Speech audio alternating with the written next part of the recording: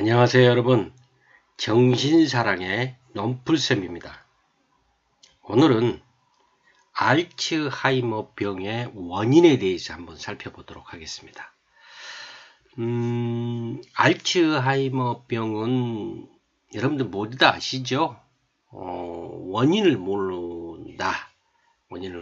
원인을 지금 찾을 수 없기 때문에 치료 방법도 없죠. 치료 방법이 없다는 것은 약이 없다는 거잖아요. 그죠? 그런데 지금 오늘 주제를 제가 알츠하이머 병 원인에 대해서 지금 말씀드리고자 한다고 그랬잖아요. 사실상 알츠하이머 병의 원인이라기보다도 결과론적으로 나타난 현상, 그 질병의 결과 나타난 그런 그 증거들에 대해서 한번 살펴본다. 뭐 이렇게 이해하시면 되겠습니다. 자료는요, 여러분들 여기 보이시죠? 이 메이오 클리닉, 미국에서 유명한 그 병원이죠. 전 세계적으로도 알려져 있고요. 왜냐하면 연구진도 많고 의료진도 유명한 분들도 많고 그래서 우리에게도 이제 친숙한 병원이 되는 것 같아요. 이 메이오 클리닉에서 올려놓은 자료를 가지고 알츠하이머 병의 원인, 결과론적인 원인에 대해서 한번 살펴보도록 합시다. 자, 보시면은요. 네. 알츠하이머 병의 원인. 이 원인에 대해서 말씀드린 바와 같이 결과론적 원인에 대해서 과학자들은 뇌에 영향을 주는 유전, 생활 방식, 그 다음에 환경 요인들이 복합되어 발생한다 이렇게 지금 믿고 있습니다. 그렇지만 그 명확한 원인에 대해서는 아직 모른다는 거죠.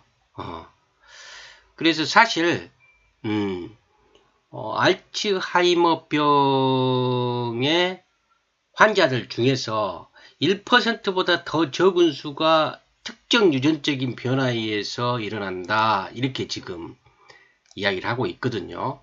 그러니까 아까 방금 전에 말씀드렸던 유전적인 원인이나 생활 습관이나 또는 환경적 요인 중에서 유전적인 요인으로 요인이 원인이었다 하는 그런 알츠하이머 환자들은 1% 미만이었다는 거죠. 굉장히 적은 수다. 그리고 이런 그 유전적인 그런 원인에 의해서 생긴 알츠하이머 환자들은 대개가 다 그 중년, 네, 일반적으로 중년에 발생되게 된다. 근데 이게 굉장히 이기한 경우예요. 그러니까 이것이 이 유전적인 변화가 곧 그 알츠하이머 병의 원인이다. 이렇게 말하기는 어려운 거죠. 사실은 일반화 시키기가 시킬 수가 없는 부분이에요. 어쨌든 그래서 알츠하이머 병에 대한 그런 정확한 원인을 찾기 위해서 과학자들이 많은 노력을 하고 있지만 아직 완전하게 이해는 되지 않고 있어요. 그래서 핵심적인 문제는 뇌 단백질이 정상적으로 기능하지 않고 뇌 세포, 즉 뉴런이죠. 신경세포죠. 뉴런이라는 것은 이 뇌세포를 파괴하여서 일련의 그 독성 작용을 발생시킨다는 거죠. 다시 말씀드리면 뉴런이 파괴되고 서로 간에 연결이 끊어지게 돼 소통을 못하게 되고 결국은 죽게 된다는 거죠. 뉴런, 즉 신경세포, 즉 뇌세포가 죽어버리니까 어떻겠어요?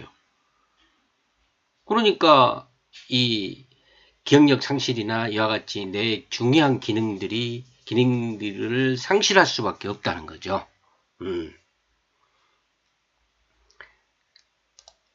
그래서 이런 그 파괴가 그 뉴런이 파괴된다는 거죠. 파괴는 되게 기억을 조절하는 뇌 부위에서 시작된다고 그래요.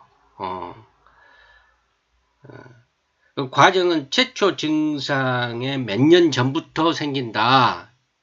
이렇게 지금 알려져 있습니다. 이게 무서운 게요. 사실은 이 점이 상당히 지금 우리에게 두려움을 주는 그런 이유인데, 알츠하이머병이. 증상이 일단 나타났잖아요. 그러면은 그 증상이 나타나기까지는 몇 년 전부터 이렇게 이런 일들이 벌어졌다는 거죠. 그게 무서운 거예요. 다만 이제 보면은 현재까지 밝혀진 내용을 중심으로 해서 보면은 뉴런이 상실되는 거, 이제 파괴되는 거, 이것이 이제 퍼져나가겠죠. 그 지역이 넓게 퍼져나가서 그런 퍼져나가는 양상, 그거는 이렇게 예측을 할 수 있다고 그래요. 일단 증상이 나와서 앞으로 어떻게 검사를 하면은, 증상이 나와서 검사를 받게 되면은 앞으로 어떻게 이게 퍼져나간다 뇌로, 그런 것은 예측이 좀 가능한다 이거죠. 어떻든 간에 이 알츠하이머병의 말기에는 어때요? 뇌가 상당히 수축된다는 거죠. 이 부분에 대해서 여러분들이 좀 그 사진으로 좀 알고 싶다 하신 분들은 제가 이 유튜브 방송 최초로 올린 치매에 좋은 음식 부분에 제가 NIH 미국의 그 유명한 연구기관이죠. 거기 사이트에 들어가서 그 사이트에 올려놓은 뇌의 알츠하이머병 전과 후에 그런 비교 사진을 제가 올려놨거든요. 여러분 한번 보시죠. 제가 지금 이 카드로 지금 올려놨으니까 클릭하셔가지고 보시면 눈에 확 이렇게 차이가 나게 보실 수 있을 거예요. 한번 참고로 해서 보시고요. 보시면은 경각심이 더 생기시리라고 믿습니다.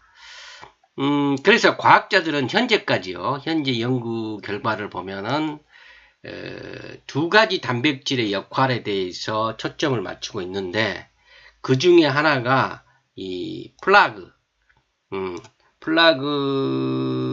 하시면은, 이렇게 플라그? 많이 들어봤는데, 치아의 플라그? 이렇게 생각하시는 분들도 계실 거예요. 맞습니다.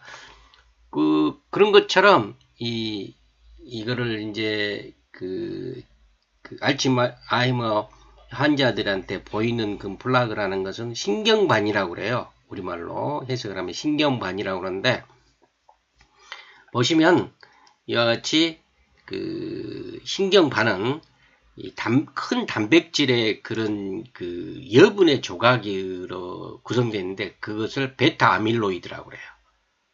이 베타 아밀로이드라는 그런 물질이 함께 이렇게 모여가지고 무리를 이루어가지고 이런 크게 면적을 넓어갈 때, 이런 때를 이 신경반, 즉 플라그라고 그렇게 이야기를 하는데, 이게 생기면은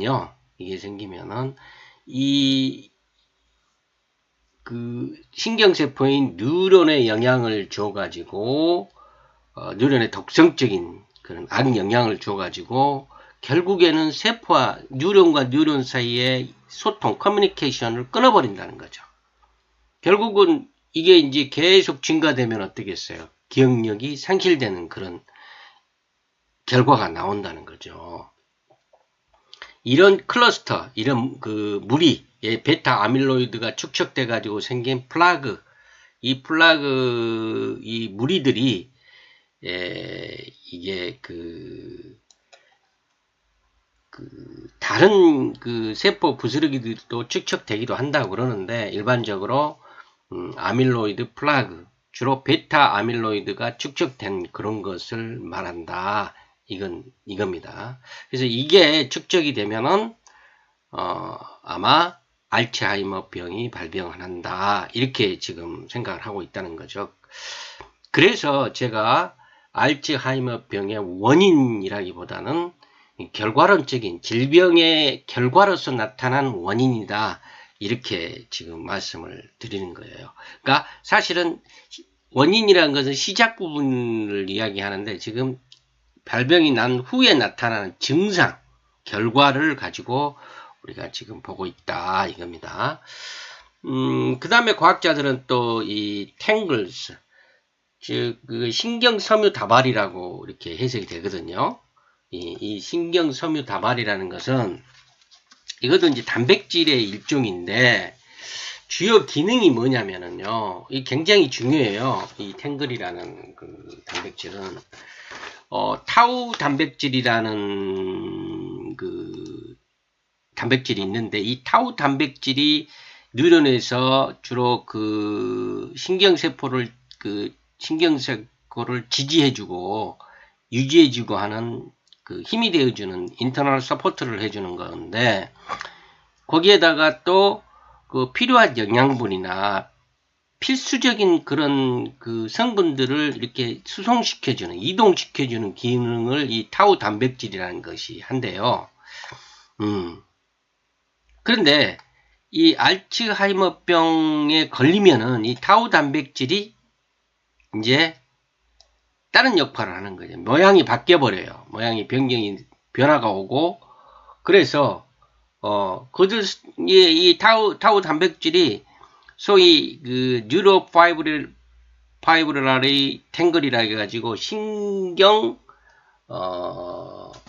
섬유 다발이 되어버리는 거죠.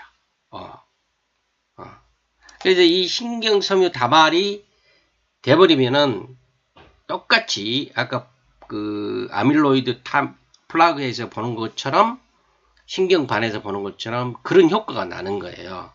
그래서 보시면 이 탱글이라는 것은 이 신경 섬유 다발은 그 뉴런 내에서 여러 가지 필수 물질이나 영양분들이 이동하는 것을 막아버리고 그럼으로써 세포의 뉴런 세포, 즉 신경세포의 뇌세포에 독성을 준다는 거죠. 그래서 결국에는 그런 기능들을 못하게 막는 그런 효과를 낸다는 거예요.